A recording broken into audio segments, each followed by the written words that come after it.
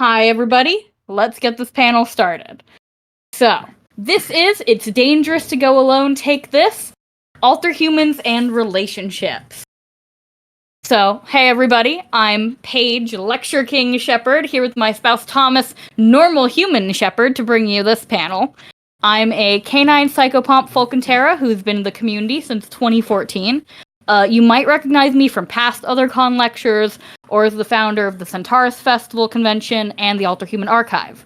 I'm also staff for this year's other con, so, that's pretty cool. I use he, they pronouns, and I am the hot butch who will be lecturing you this evening, alongside my even hotter partner. He's like my little emotional support human for this lecture. It's so much fun.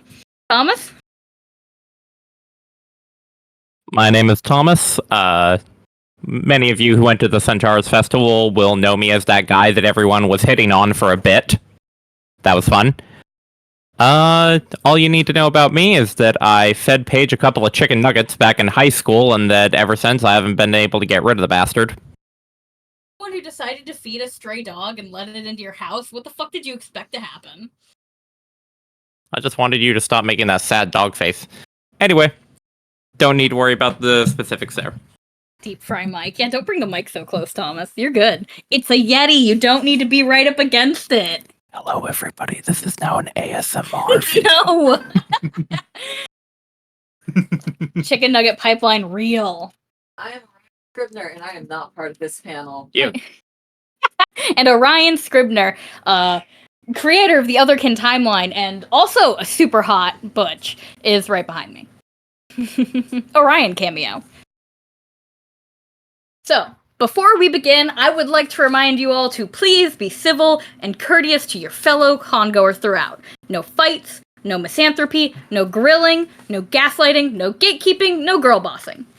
I'm also not likely to be able to respond to questions and discussions while the lecture is ongoing, because I'm going to be reading through my script and my general outline.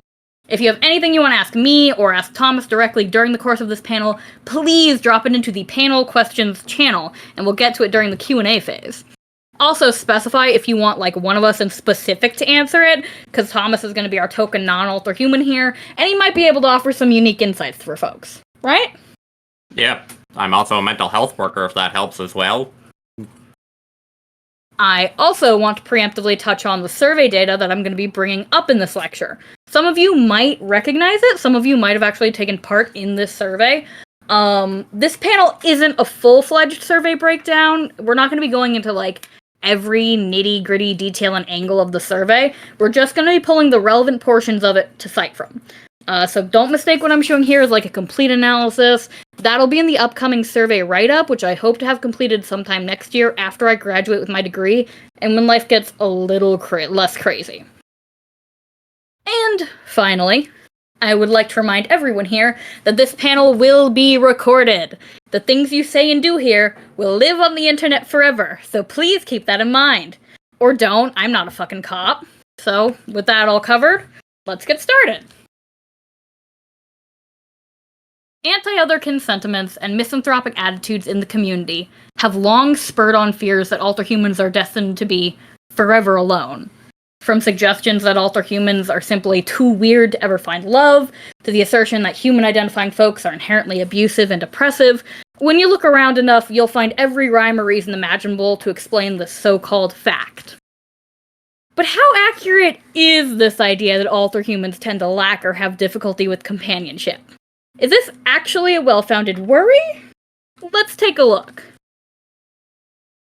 So, the survey we'll be looking at was the Alterhumans and Relationship Survey.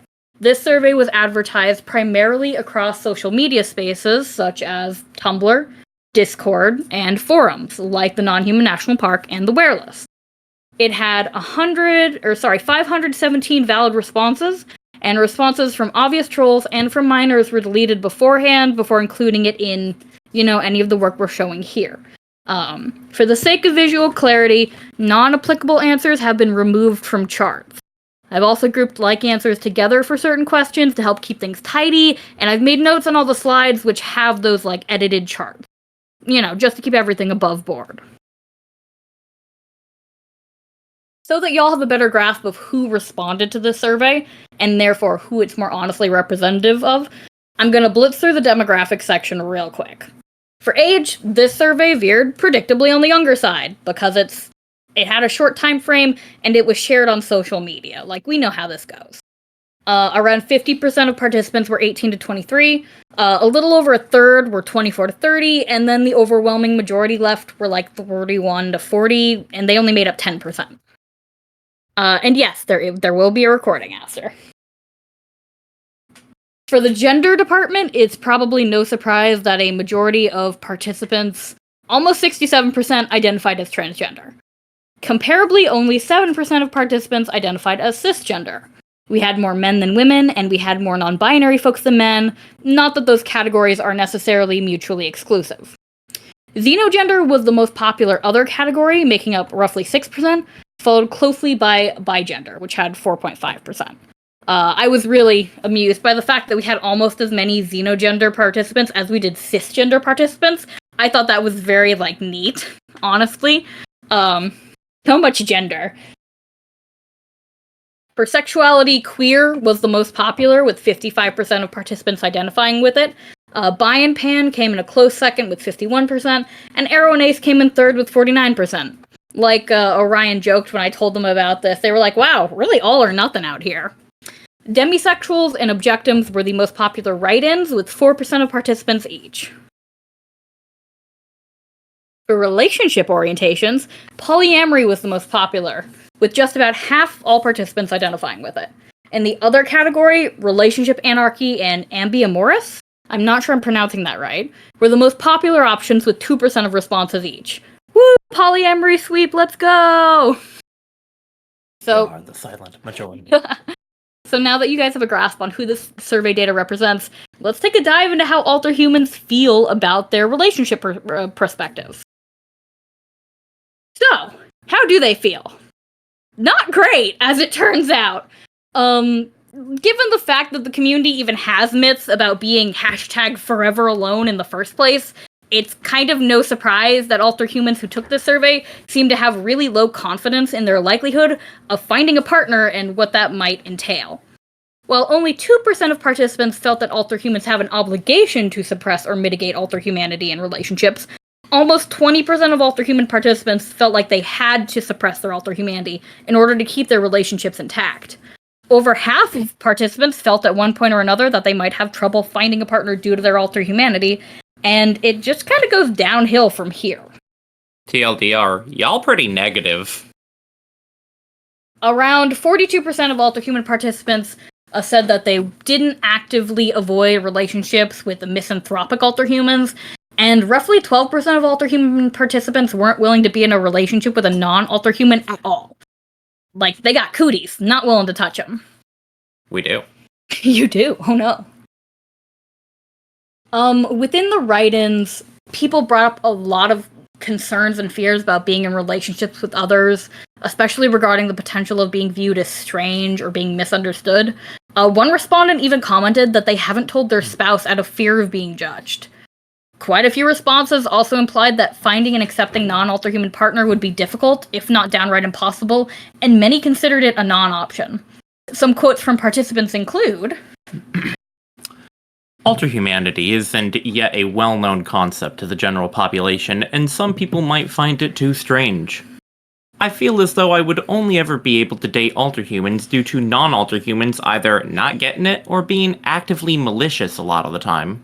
It's difficult to find non-Alterhumans that are accepting of Alterhumans. I feel like a lot of people outside of the community would have a somewhat hard time reckoning with the fact that their partner is a lizard. Side note, nah. Mostly by point of they won't accept it, but my animal behaviors have been seen as off-putting in the past. I often fear that humans will be disinterested in me for being an animal because they view it as me being crazy, trying to be special, or taking the furry-brony thing too far, etc.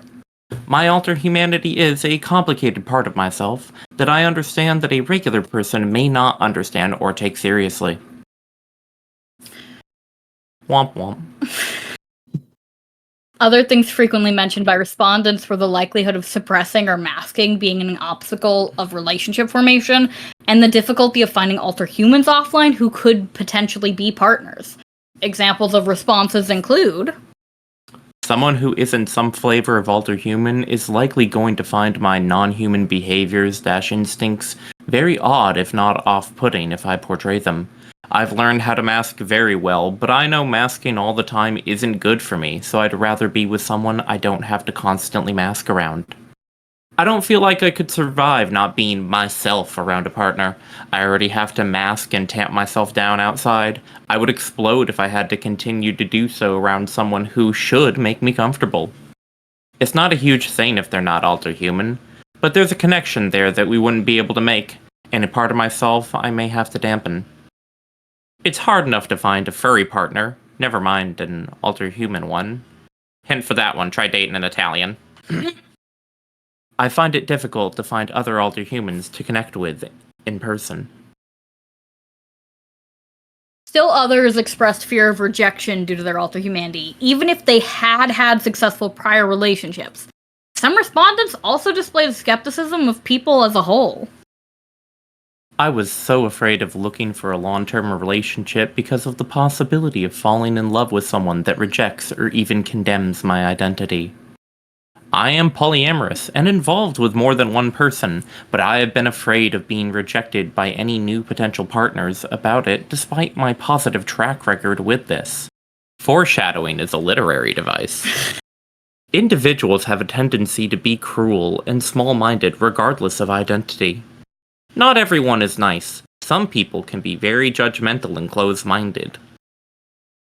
Okay, that's a lot to unpack. Before moving forward, let's take a second and talk about some of what these data points say about us, about our community, about our expectations to the world around us, and about how we're interacting with others. In other words, let's talk about the misanthropic elephant in the room, and the ways in which our community and its members can collectively find itself terrified of outsiders, a holdover from anti-troll and anti-reporter measures from the days of yore. Misanthropy is prevalent in the Alterhuman community in part because more than a few of us try to distance ourselves from humanity completely, even in unhealthy ways. See Goratrix's panel from yesterday, which touched on how people can even unperson themselves in an effort to create this, hard boundary between themselves and human beings. It's also used as something of a shield to protect ourselves. We can't be judged by those humans if we're better than them, if we're separate from them. They're lesser, they're different, they can never understand, I don't have to deal with them, and anyone who does is a fucking traitor. I'm sure that many of you, if not most of you, have heard this sort of thing before in the community. It's not rare, it's not even especially uncommon. The numbers on the data here and the ways people talk about the probability of finding partnership with anyone outside of Alterhuman spaces isn't surprising, even if it is really sad to see. Anecdotally, a lot of the reasons I've seen people use conversationally to justify not having human partners or even human friends are also incredibly misanthropic. That humans are inherently dangerous, oppressive, a disease, and are more likely to abuse you, so that it's safer to avoid them, or to never ever tell them about your Alterhumanity. That forcing your partner to acknowledge your Alterhumanity is somehow violating their consent. That Alterhumanity and humanity can never ever mix for unmentioned, nebulous reasons, a la, it's just how things are done. And I understand where this is coming from socially, and I understand where it comes from historically, too, from the so many years and decades of being harassed online in public spaces, to the point where other Canantherians in the past were much harsher gatekeepers and grillers for it. I get the causes and effects, but things are so much different now than they were in a post, on all levels except physical I'm a wolf, meme explosion, where trolls and anti-kin were being assholes at every possible turn and opportunity. Other Canantherians and other Alterhumans, I think, are more well-known now than they ever have been. But because of that, people are a lot more neutral to the idea when you bring it up, when you talk to them, when you explain it to them. The misanthropy is never, ever justified. That's something that I want people to understand, is that even if those feelings are there, even if there is a historical basis for where they come from in our community, that does not mean they're justified. Humans are great. Non-Alterhuman humans are great. We love them. They're our friends. They're our parents. They're our loved ones, you know? and trying to look at them as though they're going to inherently hurt us or inherently hate us if they know us for who we are isn't healthy. And I don't want people to think it is. But with the historical social bases and what, Alterhumans tend to think of about their relationship chances checked out, what does the data actually say about Alterhumans and relationships? Surprise! It's better than people would expect, very obviously. A majority of Alterhuman participants, just over 80%, have typically had positive reactions when informing their partners about their Alterhumanity. Over 90% of participants have had a partner who accepts their Alterhumanity, and 62% of participants had a partner who helped them to accept their personal Alterhumanity or aspects of it. Additionally, a fun demographic question that I didn't tell you at the start, but I also asked all the participants about their civil status. Over 35% of respondents are currently legally married, engaged, or in a de facto relationship. That's 1 out of every 3 in long-term, legally recognized partnerships. 85% of participants overall have had or are currently in a romantic, sexual, or queer platonic relationship with another person in a separate body to their own. And 67%, so over half, of the plural and multiple systems who took part in this have had or are currently in a relationship with a member of their own system. We are not out here, living life alone. We are finding these partners in whatever ways we end up doing so. The data supports this. The relationships are there. Love is love. Just to steal a quote from Chuck Tingle. People had some wonderful things to say about their loved ones in the write-ins. These next couple of slides were actually some of the ones I had the most difficulty with. Not because they were hard to write, but because there was literally so many sweet write-ins that I was having a hard time, just picking a couple to put here to read. Respondents who shared personal stories and anecdotes about the partners they've shared their Alterhumanity with in the past frequently had good experiences. People often spoke about how validating it was to be treated like their specific Alterhuman identity, and many people in relationships with non-Alterhumans still found their partners affirming and supportive. Some quotes from respondents include, I used to fear that I would have difficulty finding a partner due to my Alterhumanity. As a child, I thought I would have to hide who I was. My fiancé helped me unlearn that shame. My partners, even the ones who aren't Alterhuman, have always been very accepting of my Alterhumanity. They treat me as the species I identify as, and I've felt a lot of euphoria as a result of that. I feel more comfortable being open about my Alterhumanity around them than anyone else. I have long, in-depth talks about therianthropy with my non-therian-Alterhuman partner all the time, and she finds it very interesting. She accepts me for who I am and enjoys understanding where some of my behavioral patterns, beliefs, and comforts come from. Smiley face. She is the first partner I've had since understanding that I am a Bear-therian, a Barian if you would, and everything about her tells me that she is going to be my last partner. We are getting married in October. I don't know if that was this October, but hope the wedding's gonna go well in a couple months.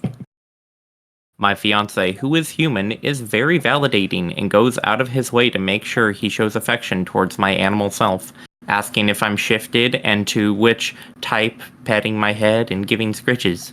Humans give the best scritches. Humans do give the best scritches. These are hashtag facts out here. Yeah, the marriage in October made me awe when I read it. It made my heart melt. I knew you guys would love it. It was also incredibly common for Alterhumans to become a catalyst for their non-Alterhuman partners to also begin questioning or fully take on the label for themselves. I cannot, going off script for a second, I cannot emphasize how many responses mentioned either that their Alterhuman partner had awakened them or that they had awakened a non-Alterhuman as the partner. It was so frequent. It was so often. And a lot of the time, really interestingly, the partners that would awaken wouldn't actually take on the full label of Alterhuman and would be kind of like a quiet sort of oh yeah, I'm Alterhuman. I mean, I won't use that term or like super interact with community, but like, yeah, no. Now that I know about it from you, my loved one, yes, this is definitely me too. And I think that's like really fascinating and really cool because I've definitely had people in my own personal life who I've met that have just been friends, not partners, who I've functionally had the same thing happen with. Who I spoke to about my Alterhumanity, and later on they realized, wait, that's me too. Several individuals also spoke about awakening together at the same time, alongside their partner, and learning about their Alterhuman identities side by side with one another, which I thought was super cute. Quotes include, My partner realized they were plural and potentially Alterhuman, though they didn't label as such, because of our relationship. Our primary partner system helped us realize we were a system, and has helped us navigate system spaces and discover alters and heal from our trauma and live as a system, and they are wonderful, wonderful, wonderful. Run-on sentences are common in the Alterhuman community. I told my husband about it a few months after I realized that wasn't entirely human. There's an I missing in that one. We immediately realized he wasn't entirely human either. I found it attractive about him, while he found it strange about me. He soon accepted it, though. My queer platonic partner was the first person I ever told about being Alterhuman, because when I discovered the labels and community, I knew it would resonate with him as well. We discovered our identities together, and often spent time being our truest selves together. My current partner, queer platonic, realized she was Alterhuman-otherkin because of me telling her about it. She's a silver fox, and I love her. Smiley face. So the data doesn't lie, boys. Even though Alterhuman participants displayed concerns at their relationship prospects and found that they largely had negative beliefs surrounding them, a majority of respondents who have had partners within their adult lives have had positive experiences with being accepted, supported, and loved for who they are. The data doesn't lie. It's right there on paper. People are very afraid, but people by and large have really awesome experiences. Now, I can already imagine what some folks might be saying, or might be quietly thinking to themselves, because actually this chat's being way more positive than I thought it would be. But Paige and that random guy who's also here, how on earth could anyone love me? Where could I even find someone? Everyone I like isn't interested in me. Love's a fucking scam, man! I could never be with a human. Something else that I didn't think to put here. But hear us out on this one. While it's true that it's not inherently risk-free to put yourself out there in such a way, the mortifying ordeal of being known is worth the euphoric experience of someone knowing you. You're not unlovable, you're not too strange or too weird. Finding partnership, if that's something you desire, isn't impossible. This panel was in part inspired because too often I've heard people in the community, especially teenagers or younger folks, say that they'll never find love because they're Alterhuman. And listen, that's just not true. The stats don't lie. People can and people do, and you are not an exception to the rule. You are not uniquely bad or uniquely awful or uniquely unlovable. That's not true. Like, whether you end up with an Alterhuman, a non-Alterhuman who becomes Alterhuman, you can definitely find partnership in meaningful ways. It's very possible, it's very real, and it's something a lot of us experience. And I want younger folks to internalize that. It's not about, having maybe a fairy tale romance with, cis heteronormative shit going on. Like, I won't lie to you. You're not gonna maybe have, standard 2 picket fence, 2.5 biological children, one person working as the breadwinner, one person staying home. But, that's fine. I don't think most people want that anymore. Yeah, also, I don't think most people want that anymore anyway. It's fine to not have that. It's fine to do your own thing. This is in part where my slides end, and I apologize for that. I ran out of time in slide making. But in the course of looking at the survey data, there was such a wide breadth of different relationships and partnerships that people had and that people had built with the ones they loved. The diversity of experience I really cannot speak to enough. People were doing the things that made them happy, not the things that make society happy, maybe not the things that made their parents happy. They were doing the things that made them happy with the people they loved, and they were finding success. Whether that's like living in a warehouse, or like that was, you know, roaming around state to state in their van with their close partner exploring instead of settling down, or having a fiction-based relationship. At least one respondent, I think, talked about having a relationship based in the Homestuck quadrants for how they understood and described their partnerships, which I thought was super cool. Definitely it's not the first time I've heard about that. Where they didn't want to have a romance in the way that humans normally see it. They were like, no, that's not quite the dimension I'm coming at this from. You can do what you want forever. Like, we've been saying that for 5 years. Happy 5th birthday, Othercon. We've been saying that for 5 years, and it's true for this too. You can do what you want forever. Including with your partners, who will also like to do what you guys want to do forever. And that's the coolest thing, because, like, you can do what you want to forever together! Hell yeah! Swag! We love to see it! So, if any of the people in chat are, you know, younger folks, I see we have 161 people in the audience. Oh, holy shit. So if anyone in the audience is, you know, on the younger side of things and has felt that way in the past, because, like, I know when I was a teenager, I felt that way too. I felt uniquely unlovable. I felt like I was too weird. I felt like as a system and as a non-human, it just wouldn't happen. But it will. Like, it will. It will and it can if you want it to. And if you're not interested in that, you know, more power to you. I know we have arrows out here. I know we have arrow aces. Yeah, nothing wrong with that. Find a nice garlic bread recipe. That's your true love. Find a garlic bread recipe, unless you're a vampire, in which case maybe don't. Hashtag worth it. Hashtag worth it. But, like, you can find people. You can. And I know that finding people is half the battle, and, like, it's significantly harder when you are a teenager who's living with your parents still. Like, holy shit, I'm so glad to be an adult. Jesus Christ. People who say that high school is the best years of your lives are fucking liars. Don't listen to them.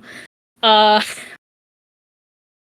it's like, you can find partnership, meaningful partnership, by putting yourself out there, by talking to people, by building foundational relationships, by having those connections, those initial connections. You can find partnership. You can do it.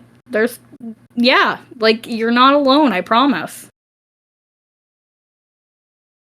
And with that, we are going to move on to the thanks and acknowledgements, and right after, the Q&A. So for thanks and acknowledgements, we use Mutant Standard Emoji by Zook, and several Pixabay and iStock images. We have to thank our amazing partners, Orion Scribner, who's in the background, Thomas Shepard, who is right here with me, and House of Chimeras, who's in chat. Love you, babes. I'd also like to thank my amazing friends, especially LB Lee, hi Rogan, who listened to me talk about this and spitballed ideas my way so many times. Love you guys. And finally, I'd like to thank viewers like you. I couldn't do these sorts of panels without you, and I mean that so genuinely. You guys inspire me to create what I create, and I love you for that. So, with that covered in a quick and speedy half an hour, this was a much more casual panel than I normally do, please direct all questions to the Panel Questions channel. And please remember that you are still being recorded. What you say will live on the internet forever. I will be reading the questions that are currently in Panel Questions out loud and answering them with Thomas. I see that I've been pinged 3 times. I haven't looked at it yet, so give me just one moment. Hi, internet. Thanks to you, I'm immortal. Wow. Yay, we all get the Gilgamesh treatment tonight. So I'm going to... one moment. The stream is stopped simply so I can pull up Discord on my browser, so I can open panel questions there and then also have the chat going here, because I'm a very smart and clever dog sometimes. At least I like. Holy shit, you're a dog? Why'd you never tell me? Sir, did you know you're a cat? I'm a what?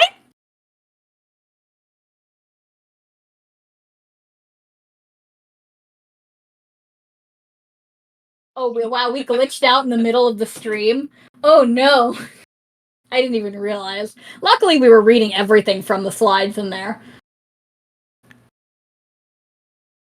They're demanding Henry Ford and a sword now. Oh, no.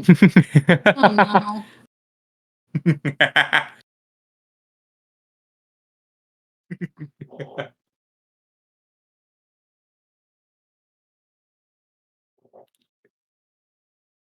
Okay, lots of people who came in late and are talking about it in panel questions. Chimera, stop supporting the car panel.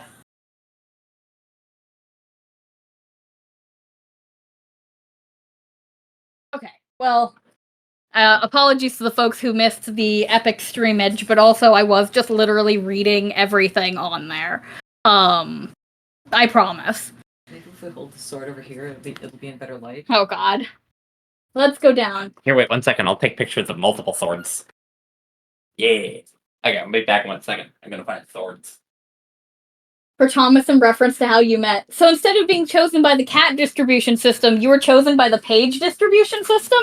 Essentially, I made the mistake of trying to read a book during band practice my freshman year of high school, and Paige proceeded to come up and harass me. Fun fact, I still remember the very first thought I had about Paige, which was, I'm in the middle of reading, can't you leave me alone? Hi, baby. And then they just kept bothering me. And, yeah. In the marching band we were in, it was very, very common for sophomores, juniors, and seniors to like adopt, quote unquote, freshmen to show them the ropes, because we had one of the biggest marching bands in the entire state. We had almost 250 people, 300. And it was our band camp sophomore year for me and my system. And we were so excited because we were going to befriend all the freshmen. All of them. And Thomas, we saw him and it clicked. I was like, that's the one. That's my freshman. And I've never stopped bothering him since.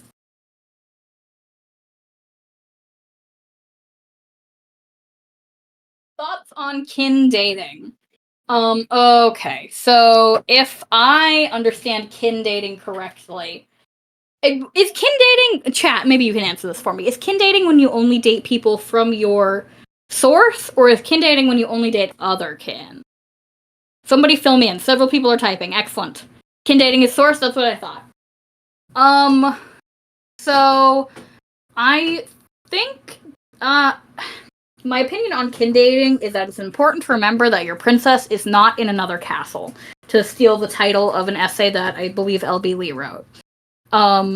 It can be very fun and very cool to date someone who engages with your Alterhumanity on a level more similar to you, like a dragon dating a dragon, don't get me wrong, but I don't want people to, like, the only problem I really see in kin dating is that you end up treating partners like they are the same person from their source, when obviously they have grown into, someone wholly different from you, from who you might have known in source. And there can be a lot of baggage that can come with those assumptions, and etc. and so forth. So, like, I don't have anything against kin dating, but I do think it needs to be, I think that if someone is like, I will only date people from my source, that they should stop and they should think about why they're saying.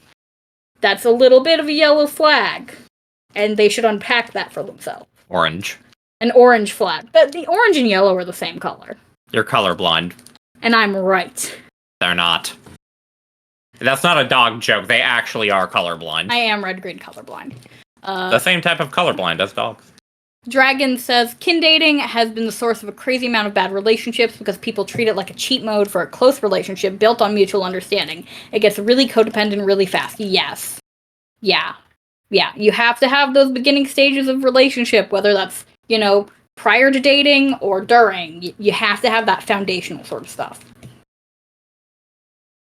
Can't not ask, how is Paige? But I'm here. I'm doing good.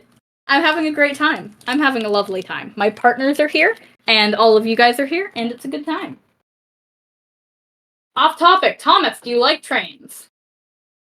I'm pretty intermediate about trains. I would like there to be a more robust public transport system in the US. As a US resident, I feel it could do a lot to improve our infrastructure development. Thank you for asking. I have a lot of opinions about city development, and if you ever want to watch me play City Skylines, I get extraordinarily meticulous, and it's not that fun to watch because I delete a lot of roads to get them just right. Doxion asks, of the percentage of Alterhumans who felt they had little chance of getting relationship from the pie charts earlier in the panel, what percentage of that were simply aromantics not looking for relationships or expecting relationships because of their aromanticism? I didn't check the exact numbers, though I do plan to before I do the formal survey write-up, but more often what I was seeing was that the non-Alterhuman thing that people kept bringing up as the reason they were worried that they would never find a partner was actually neurodivergencies. Because a lot of the aromantics in the panel mentioned QPRs, queer platonic relationships, too.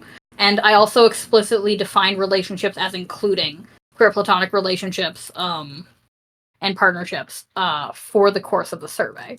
Also, as a brief reminder, Paige did say they excluded all of the not applicable individuals, so there's likely a large chunk of the ace arrows who decided to click not applicable. And they were directly removed so as to not make the charts more confusing. Yeah, all of the charts had a not applicable option that people could click where they were like, this just doesn't apply to me. Either I'm not Alterhuman or I'm not seeking relationship or etc. and so forth. And I just cut those out of the charts entirely because it wasn't really worthwhile to keep them in there for the numbers I was trying to display. You know? How many survey respondents were exclusively Medusan? Oh, I checked this, but I don't remember the number offhand. Give me 1 second to pull up my Google Sheets, because I did check what's Medusan. So Medusan is an attraction to other Alterhuman folk, or like sentient, sapient, non-human monster animals, like aliens, werewolves, stuff like that, basically. And we did actually have quite a few Medusan entries. Let me just see if I can find the Google Sheet that mentioned it. Haha, I found it. To save time for Paige, I'm seeing the person in the chat saying that their name is also Thomas. I'm sorry, I have revoked your name. Pick another one. You can't do that! Yes, I can. Humans name animals all the time. Your name is now Corn Chip. So we had 8 Medusan entries. So 8 Medusan entries overall. I actually expected Medusan. Changing my name to Thomas out of spite. I see that one. I saw that. Thomas, have you ever questioned your humanity as a result of your interactions with Alterhumans? You know, what was surprising when going through that panel was to see the amount of people that had decided to jump ship on the whole humanity thing. To answer directly, when I looked at it, no, I have not. I have bothered to re-examine myself several times in moments of introspection to be like, statistically speaking, it's a lot more likely for trans people to date trans people, and Alterhumans seem to keep picking Alterhumans. No. Still just normal, cis, white dude. Normal human. Though Paige just liked to joke that I'm so human that I rope around to be an Alterhuman. It's weird. It's true. I stand by this. No one's that human. It's a little unnatural. Yeah, one of the jokes is that I'm actually just Adam the first mankin.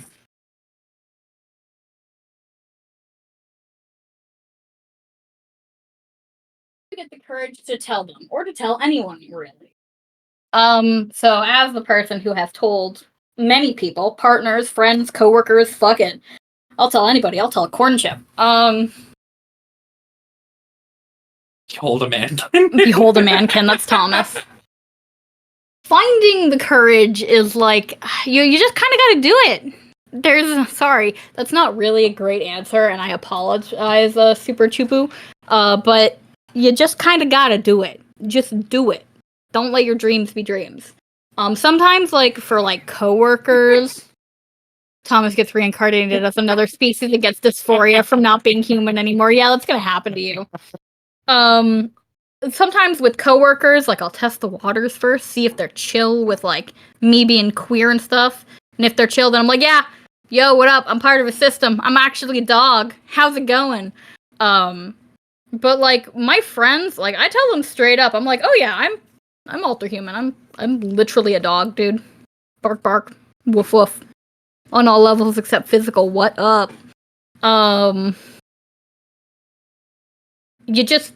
like with friends. I'm very public about it in the spaces that I care about, and the spaces that I care about are the places I tend to make friends.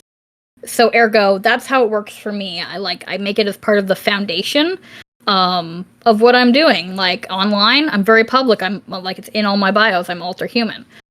In college, everybody knew I was in charge of the Otherkin Club on campus, which had 2 members, but we're not going to talk about that. And Thomas would talk about our plurality and in his classes to, his classmates, so everybody knew. That made it easy. It was quite funny, actually. When I was doing my abnormality and psych classes, the first abnormality I got assigned was dissociative identity disorder, formerly known as multiple personality disorder, and I just started laughing because I was like, I'm gonna be able to do this discussion better than anyone else. It led to a very funny day of class. Yeah, and for a while, I had people from his psych program coming up to me and being like, hey, could I ask you questions about, your plurality, please? And I'm like, yeah, sure. Go for it, man. Notably, I did not tell anyone. I had lied about it for the first year. That I was like, yeah, it's an X. And then, after all of the people who I didn't think were good at psych got weeded out, I revealed, actually, it's been my partner during senior year. So, that's when those questions showed up, because they were like, you hid them? And I was like, damn right, I hid them. Surprise! It's been me the whole time. We had to weed out the people who were not in a good mindset. Had to weed out the fucking losers. Exactly. Have you ever had any sort of guilt regarding headmates falling in love with you, believing that you didn't deserve such? Open-ended. I haven't, as somebody in an in-system relationship, personally. But... With an in-system relationship? You're cheating on me? Divorced right now. On stream, divorce. Live divorce on stream. I have the officiant from the city right here. The drama. Because I would consider myself in kind of a relationship with my system mates. I don't know if I would call it any human term for relationships out there. I'm not going to call Noelle my girlfriend. That's not a correct way to describe that relationship. But Hey, you're not allowed to date my wife. Knifey wifey. She is my knifey wifey. Noelle's a very, very spiky dragon. Chat, is this marriage cooked? Thank you, September. None of us have ever felt guilt regarding that because but for us, we've been with each other since the beginning. We realized we were multiples when we were probably almost 10. Long before we were ever online, much less before we ever even knew other plurals existed. We thought we were the only ones for a long ass time. Until we were in late high school and we stumbled across systems as a concept. And it's been us, it's been us for our whole lives. It's deserving one another doesn't really matter at a certain point because we are with one another till the end. I've had people, I once had someone mention how, oh man, isn't it sad how everybody dies alone? And I just was like, sounds like a you problem, buddy, not me. I mean, y'all could go Highlander, there can only be one right before the end. Oh, Christ almighty. Skill issue, exactly! Singlet skill issue. OtherCon 2025 divorce panel, oh no! People, I don't know if you've noticed, there's been a ton of divorce jokes going through. Oh god. I want everyone to know that while Paige might not be paying attention to panel 1 chat, I have been watching it the whole time. I have seen everything, including some of you people who really need to work on your self-confidence. Not naming names, but some of y'all from earlier in the panel. Love yourself. You know who you are. Thomas, please do a car and swords panel next OtherCon. At this point, I don't know the breeds of car, and I'm too afraid to ask. I still don't know the breeds of car. I just only know how the court cases with Henry Ford completely destroyed the American economy because I also took political science as one of my degrees. Sword with timestamp for authentication. Ugh, people are asking for the sword. Christ. I posted the sword in one of the chats. Which chat did I post? I think I put it in panel questions. I think Paige just hasn't gotten to it yet. No. Who is Paige? I'll do you one better. How is Paige? I'll do you one better. Why is Paige? Why is Paige, chat? You'll have to tell me. I am in a long-term relationship, marriage, with someone that isn't Alterhuman. I have known this part about myself for a long time. I haven't ever told them about my Alterhumanness, but I haven't kept it from them either. I just haven't, told them. Does anyone have resources for the eventual discussion I think I need to have with them? Thomas, as the resident standard guy, would you like to comment?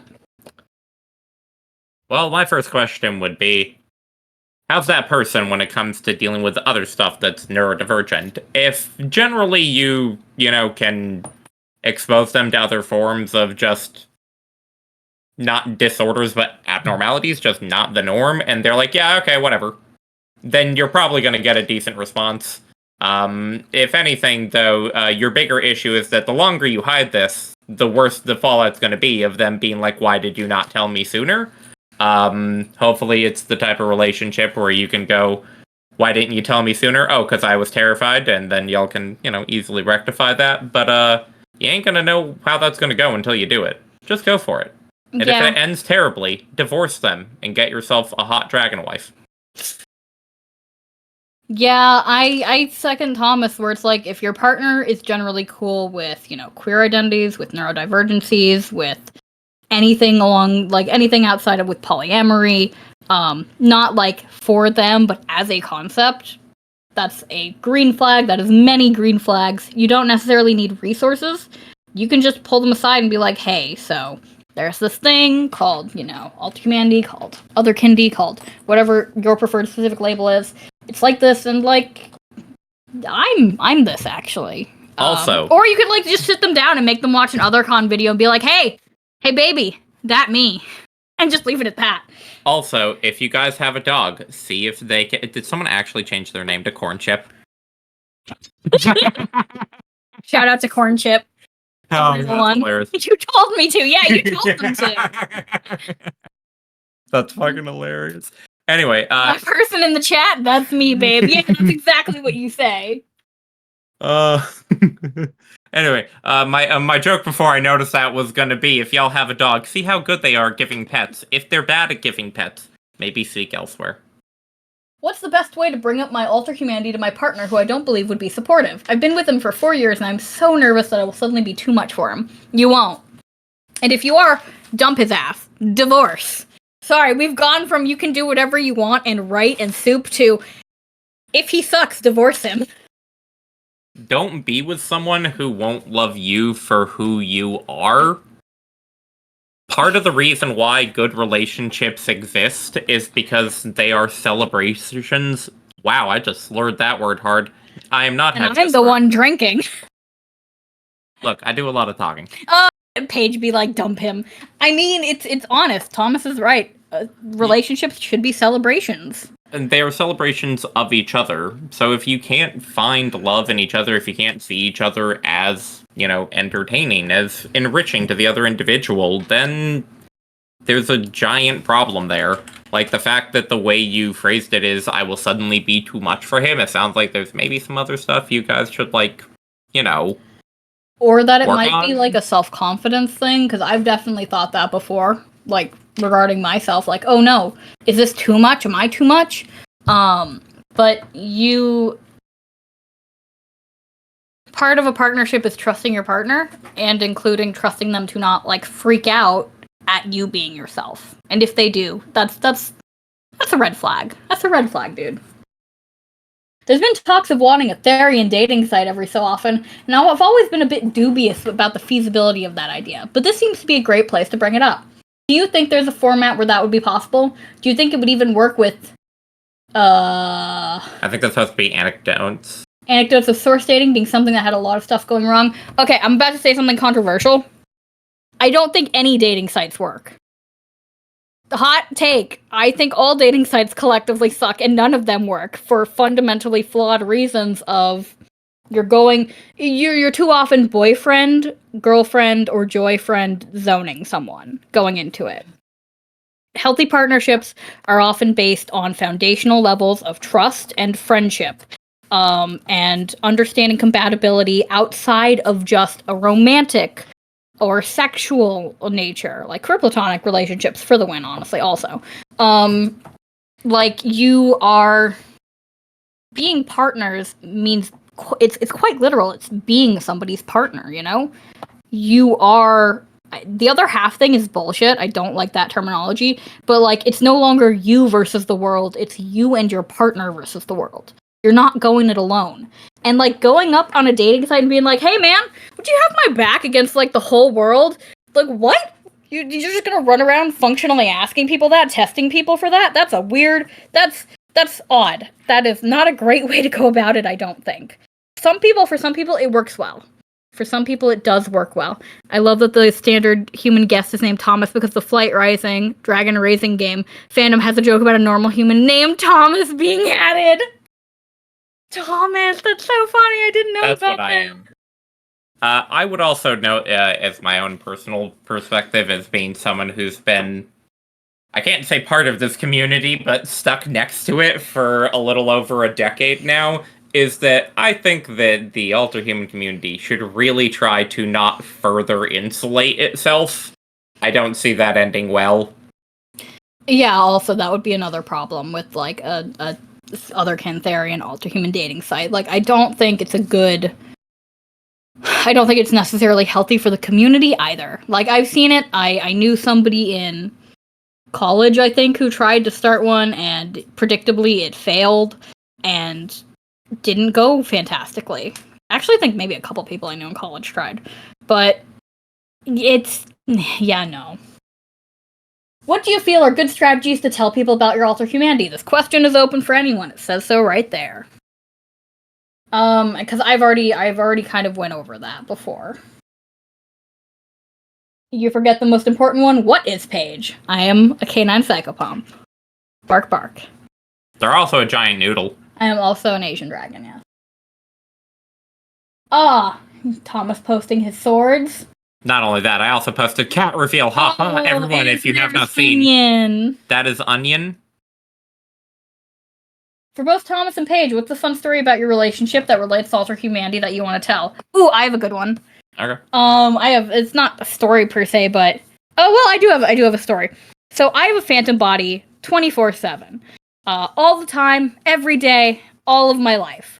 And it's only gotten stronger and more consistent as I've gotten older, which is, unsurprising. And Thomas has learned to read this phantom body better than anybody else. He can tell what I'm shifted as before, like, I consciously check into it. Because, like, you're not constantly focused on, like, your hands and if they exist. You're just chilling out doing stuff. And there have been times where I've woken up in the morning. There was at least one time where I woke up in the morning and I was like, you pulled my whiskers and woke me up. Because as a dragon, I have whiskers. And Thomas was like, bitch, what the fuck? Like, how was I supposed to know your whiskers are there when you're asleep? On the bright side, this has led to a wonderful tradition of whenever Paige doesn't know what they're shifted as, the first thing I do is reach to grab for the whiskers, and if I get a response, then it's like, cool, I know. They are right, though. I have gotten extremely proficient at being able to spot phantom bodies, not just with Paige, but with others. One of my funny stories, not particularly about me and Paige, but the result of me and Paige's relationship. I work in crisis stabilization. People who are having a mental health crisis come to my facility. I'm not going to get into the specifics. But one time a system came in, and my coworker, who did not know system stuff as well, asked me to be the one to talk with him. Well, I walked in and instantly could tell that they were refusing to put their head up against the back of the wall by the chair, even though it'd be more comfortable because they had a phantom horn set. And then when I called it out on them and I was like, so what are you shifted as? They looked with such a look of abject fear and horror of, oh god, he knows! He knows! Though ultimately it is a very good thing, because then you could be like, it's cool, I'm chill, don't worry. Yeah, so I also, now it's basically whenever it has not happened often, it's only happened 4 times in the time of me being at that job for about a little over 2 years, where whenever a multiple shows up or a system shows up, I am the system whisperer. It's just kind of like, Thomas, can you explain this to us? I'm like, cool, I'll talk to him for 30 minutes. And then I do, and I explain it to everyone else so that the doctor and the nurse know what to do. System whisperer Thomas. I straight up am the system whisperer at work. Oh, and by the way, I don't know if they are here, but to that one Homestuck kin, if you are there with your little system, I still remember that interaction. Take your goddamn medication. So, for Paige and Thomas, are you two familiar with the furry dating app Bark? And if so, what is your opinion towards it as a way to find potential partners who might not be very familiar with humanity? I still think dating apps are not a great way to go. I stand by this. I don't think it's ideal.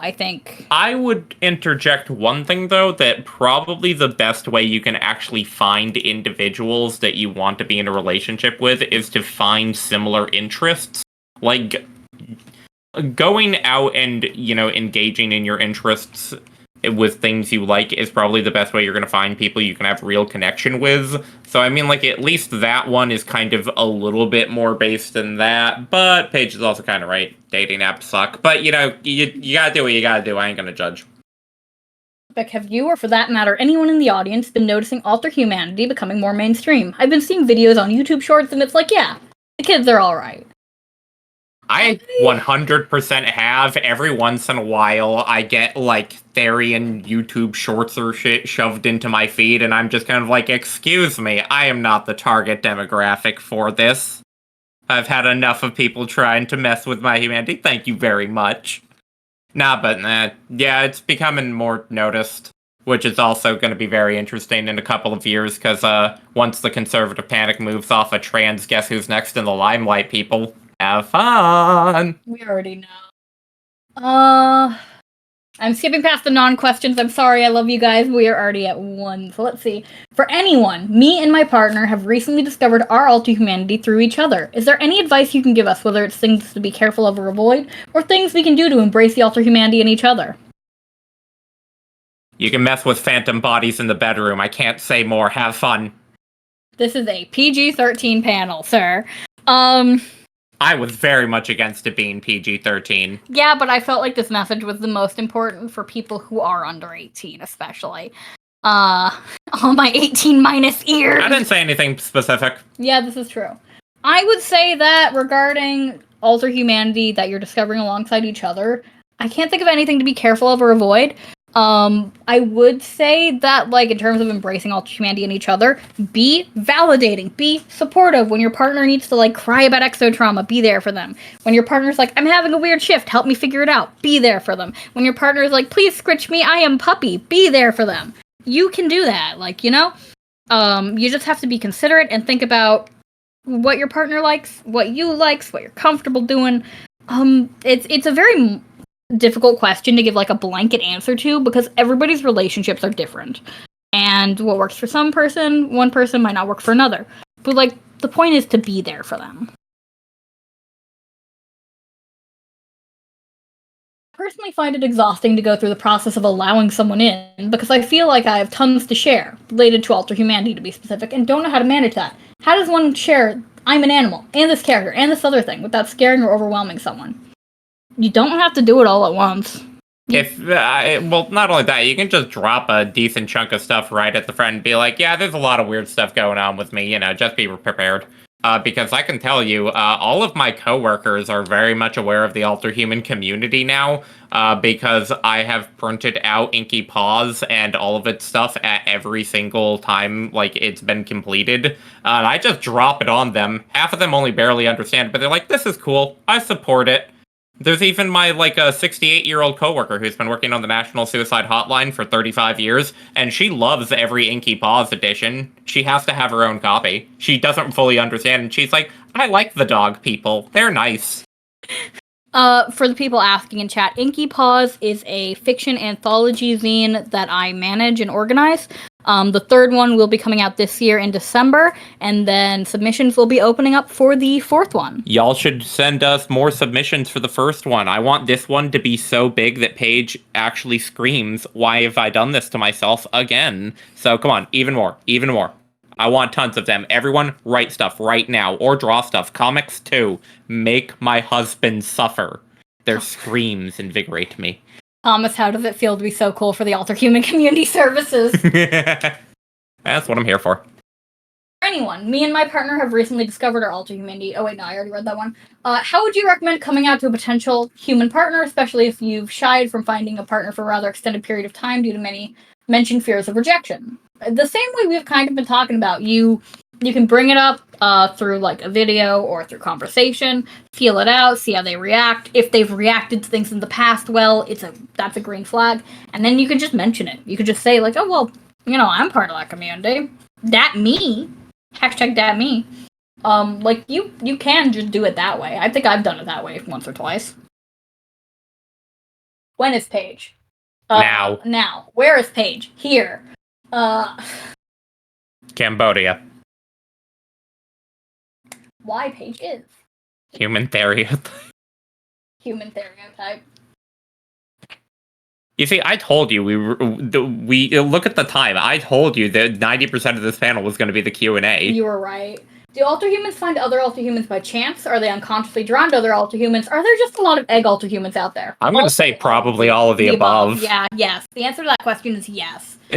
Remember that there was a big phenomenon of queer kids banding together in middle school and then coming out in high school when they realized they're queer and they did not know it. I imagine the same thing happens with Alterhumans. That's kind of where I would be at, personally. This is the first time I've heard of a specific Alterhuman sexuality. Are you aware of any other terms beyond Medusan? Chat, I'm gonna throw this one to you, because the only other one I know of is a synonym for Medusan that's less popular, and more monster-focused, Terato, Terato. I don't know of any others besides that. Kinsexual. Just kinning sexuality. Neurospicy. Neurospicy is the new term for neurodivergent. Question, Thomas, can I undate your sword? Sure. Is your sword polyamorous too? They are. They're in one giant weapon-based polycule. Is it a red flag when your partner states he's okay with LGBTQI+, but doesn't want you to transition as they might end the relationship? Yes. Yes. Yes. Very much. No. Bonk them. Wait, pause. If the partner is heterosexual, that may not be a red flag so much as just a natural relationship end. Some people are only attracted, some men are only attracted to women, some women are only attracted to men. I know a majority of the community is bisexual and asexual, but it could be a red flag very easily, but it also could be a simple, well, if you're X, I'm only attracted to Y, so this won't work. And there's nothing wrong with that. Someone didn't do anything wrong by being heterosexual or homosexual and not attracted to multiple genders. Also true. Or they could just be a closet transphobe and you should dump them into the same garbage can where we've thrown J.K. Rowling. But so I would. Can I register my human assistance as a service animal? I saw that. You can absolutely register your human as a service animal. I believe in you. I'm very good at servicing things. But yeah, that's where I would put that question of it can definitely be a red flag. Most people would probably jump to it automatically being a red flag, but it also could just be you are incompatible in this way, unfortunately. And that really sucks to hear, and I'm sorry to have to say it, but it's true. I'm going to be brave and ask a question before I pass out, but I'm technically a walk-in. I was wondering how one would approach relationships while not being comfortable with approaching others in the body you use day to day. The host is Arrow Ace and wouldn't appreciate me using his body and putting it in such situations. I don't feel comfortable with people seeing the body and not seeing me, if that makes sense. No, that makes perfect sense, because a lot of the people in our system have had that same exact kind of problem, except for the part about the host not being comfortable. It's no longer his body. If you walked in, it is y'all's body now. Sharing is caring, so to speak, and it's very, very important for whoever fronts the most to still recognize that they do not necessarily have complete and total dictatorial ownership over their body. Mom, it's my turn with the flesh suit. Like, that's a system thing that I very much want to say clearly right now. Just because you front the most does not make it your body. And the system mate's time and desires should be respected. Someone's got to give a little. There need to be discussions in place about that. But the ways we've best found to combat that whole, like, this isn't what I look like at all, is finding partners that recognize and acknowledge what we look like in specific ways and interact with it in specific ways. Like, earlier in this lecture, Thomas called Noelle his knifey wifey. That is because Noelle is a giant dragon covered in very sharp spikes on her back. Very, very sharp spikes. And it's like little things like that, where it's like, yes, no, I know that you don't actually look like this. I love the way this looks too, but like the way you actually look, yes, I adore that. I acknowledge that. That is you, and I love you for that. Finding someone who does that. It also helps if you can find someone who gets to the point where they can spot the phantom bodies, to the point where they can identify which system member is fronting just by the phantom. I also can tell who is fronting in Paige's system just by putting my hand on their back, because they all carry the musculature differently. How do you have 24/7 phantom body shifts, though? Does it just happen? It gets more strong as you get older. Fun fact, I love to drop that one at the little baby Alterhumans I run into. So it seems like the old wives' tale, so to speak, in the community is that phantoms generally get stronger and more consistent as you get older until they kind of level out, where you're not shifting so much and like constantly having new, different things happening. Well, aren't you special, Poppy? I see that message. It actually got weaker as I got older. Yeah. For a lot of people, they get stronger. Yes, Kit Etsuna. But, like, it differs from person to person, don't get me wrong, but it is very common from what I've heard for things to just level out and be consistent as an adult, where it's not changing super duper duper frequently, and you're just kind of, you got what you got. For me, I have a constant phantom body. I know several other people who do as well. It's just what I aged into. Is Inky Paws just fiction now? If I remember right, there was nonfiction in the last two. Inky Paws has always been a fiction anthology zine, because there is a lot of zines that have covered nonfiction, but we haven't had a single one that only covered fiction. And so it was feeling a little by the wayside, so that's why I made it. You've also put love poems in there. Poems are like that weird sort of, in-betweeny. Put some poems in there. Write a love poem. Make it extra gay. It's something you already touched on, but it's a recurring thought in my mind. When people make me uncomfortable, when we make people uncomfortable just existing in our shared skin, that we wish we were normal out of fear of rejection. Do you have any advice for breaking this train of thought? Normalcy is a complete and utter lie. Everyone is weird in their own way. I can say this having worked in mental health for years. Every person you walk by and you think, oh wow, that's an average Joe, there's something weird going on with them. Even the concept of like just normalcy from a neurological standpoint just really doesn't exist. Averages are a thing, but no one is normal. It's all a lie. And the people who go through the effort to, yell about the fact that they're the most normal are in fact the people who are the least normal and weird, because they're weirdly hyperfixated on it. Don't care about what's normal, just care about what's fun. You're probably way more interesting, as an individual. Yeah, fuck them. Yes, additionally, right there, the one who just said what's normal is dictated by white supremacists. Yes, that was the exact group I was talking about. Don't let your life be dictated by weird conservative-y hate groups. Most of them are sad, and half of them are secretly gay, as proved by Grindr being outaged during the Republican National Convention in that area. I don't get out of home much. I dislike loud noises, strong scent, and bright lights. My neuropsychologist and psychiatrist said I'm neurospicy, not with that word. Malls and concerts are out of the list, but there aren't parks nearby, and those that exist are known for people being robbed.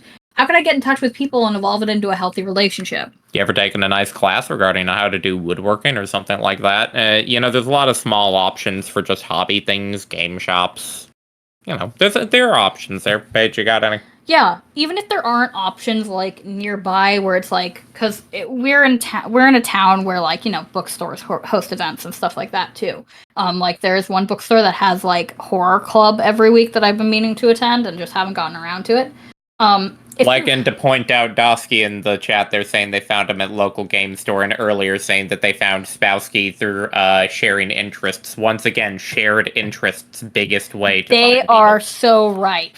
Shared interest, local game store, great way to do it too. Book clubs are awesome. I'm seeing that one as well. People got good options here. Libraries often host clubs. Also, like, unpopular opinion, long distance relationships are not off the table. Like, let's be legitimate here. Let's be real here. For those of us who are over 18, out of our parents' house, out of college, long distance relationships now versus long distance relationships when we are 16 are totally different animals. They are totally different animals. It's so different. I cannot begin to describe. Having a healthy long distance relationship can morph into an in-person relationship. Like, you can do visits every year where you feel out how like the in-person aspect feels, how you live together, move them down temporarily. Like, Orion just moved in with us not too long ago. This is a real thing, and we met at last OtherCon and started dating. Also, yeah, as Kai is pointing out, as our lovely partner system is pointing out, local libraries, another option. Like, we knew each other longer than that. we did know each other longer than like before last OtherCon, or no, it would have been 2 or 3 OtherCons ago. In OtherCon is where we like started actually We got talking. to know each other better there. I think that's a good way to say it. Yeah, because like the community's not that big. We all kind of know each other.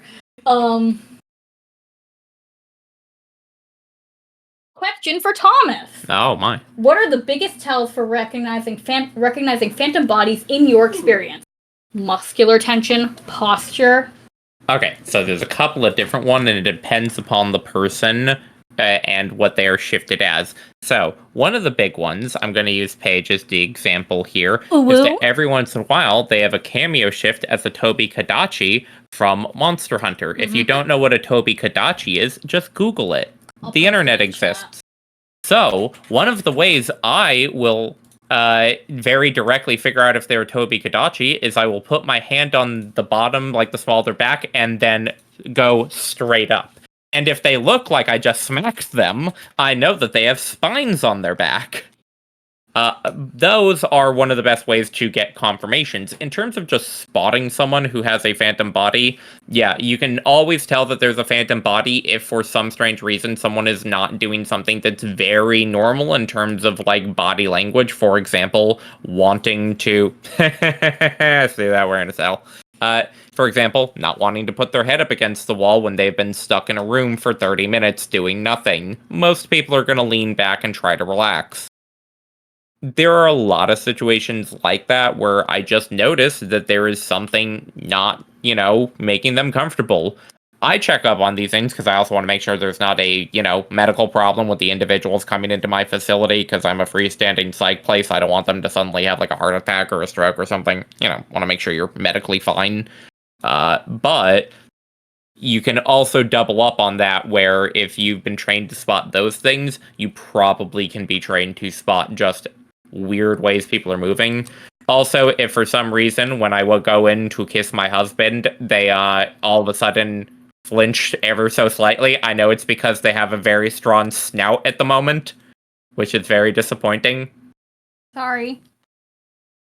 It's okay.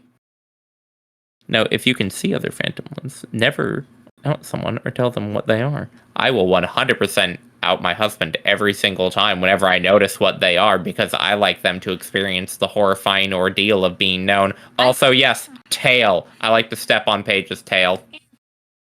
Earth the Feathers is going into more detail about the whole red flag with a partner who's okay with LGBTQIA but doesn't want them to transition. To add on to this, he's heterosexual, the body is AFAB, but I might transition in the near future as I'm not comfortable with my female body. He's a great guy, but like I feel slightly restricted to not be myself around him and have to mask as female, which is just uncomfortable. I think you have the answer there. He is heterosexual. And sorry, Brotato Chip. Sorry, that's kind of a problem. If he's heterosexual and you are not a girl. If he doesn't want you to transition, Then he's not actually as cool with people being LGBT as he says he is. Or he's just If he- if he's straight. just- if If he is he's just just a straight straight and he guy. can't date another dude, then that's it. I He's mean, been dating- When they presented female, they were dating. that's one of the things where it's like if it's a good dude that's just telling you like I can't date another dude, and end it, I man. started this with you not as a dude, then like I'm sorry, that just sucks. It's just a problem, and it sounds like it's probably going to be the end of the relationship. I mean, like maybe there is some other resolution there. Maybe they could get more comfortable with something. I don't know, but that's a little bit there, my dude. Yeah, unfortunately, that's just one of those. This panel cost me a full phantom shift. Ha! Get shifted, corn chip. Shift yourself into a chip. Do it. Do it.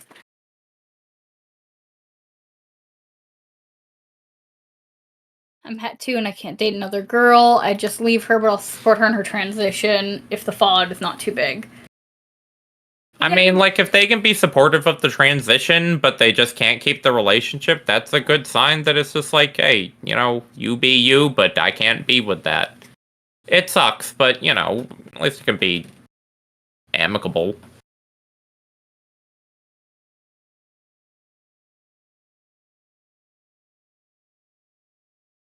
Thank you, everyone, for all the love and support. Glad we could help.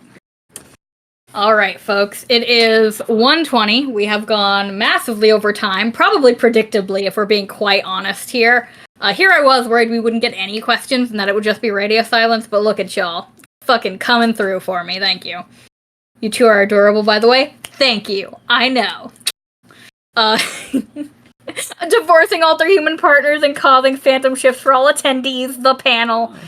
Yay! Tip is correct. Yay! We have gone quite over time, so unless anyone has any more last-minute questions, write them now or forever hold your peace. Thank you, Paige, for the panel and for regularly, indirectly forcing me to work on overcoming the fear of being known. Go be known! I see that person that I made your snout itch. Go be known. The mortifying ordeal of being known, it's so worth What are the your recommendations for experience. coming out to friends? Just go for it. Just go for it!